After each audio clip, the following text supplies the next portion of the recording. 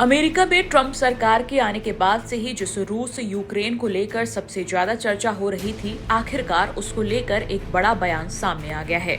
Trump के आने के बाद से ही इस बात को लेकर अटकलें तेज थी कि क्या ट्रंप रूस यूक्रेन जंग को खत्म करेंगे।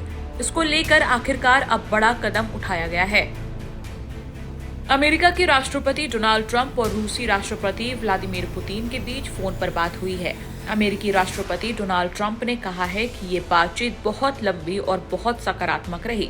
बताया जा रहा है कि बातचीत के बाद ट्रंप ने कहा कि वो और पुतिन रूस यूक्रेन जंग की समाप्ति के लिए वार्ता शुरू करने पर सहमत हो गए हैं। उन्होंने कहा कि दोनों के बीच यूक्रेन युद्ध को तुरंत समाप्त करने के लिए वार्ताएं शुरू करने पर सहमति बन गई है। ट्रंप ने कहा कि वो यूक्रेन के राष्ट्रपति वोलोदिमीर जेलेंस्की को इस बारे में जानकारी देकर शुरुआत करना चाहेंगे।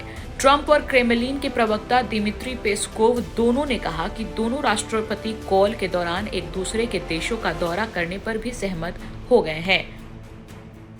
अमेरिकी राष्ट्रपति ने यह भी कहा कि वो पुतिन से व्यक्तिगत तौर पर मुलाकात करेंगे। ये मुलाकात रूस और अमेरिका के बजाय एक अन्य मुस्लिम देश में होगी। ट्रंप ने कहा कि वो सऊदी अरब में रूसी राष्ट्रपति व्लादिमीर पुतिन के साथ बैठक करेंगे। हालांकि पुतिन से ये मुलाकात कब होगी, ट्रंप ने इसकी तारीख नहीं बताई।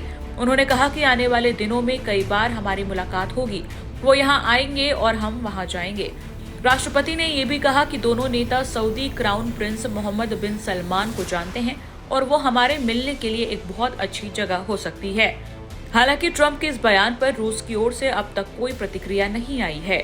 बता दें कि रूस ने सऊदी अरब और संयुक्त अरब अमीरात को दोनों नेताओं के बीच मुलाकात के लिए संभावित स्थानों के रूप में माना था। न्यूज एजेंसी रॉयटर्स ने 2 रूसी सूत्रों का हवाला देते हुए फरवरी की शुरुआत में एक रिपोर्ट दी थी। इस रिपोर्ट में दावा किया गया कि रूसी अधिकारियों ने दोनों देशों का दौरा किया था।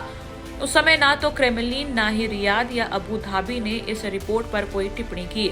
ट्रंप के इस ऐलान के बाद अब देखना होगा कि आखिर ट्रंप और पुतिन की मुलाकात कब होगी और आखिर कब तक रूस यूक्रेन जंग खत्म करने पर सहमति बन पाएगी।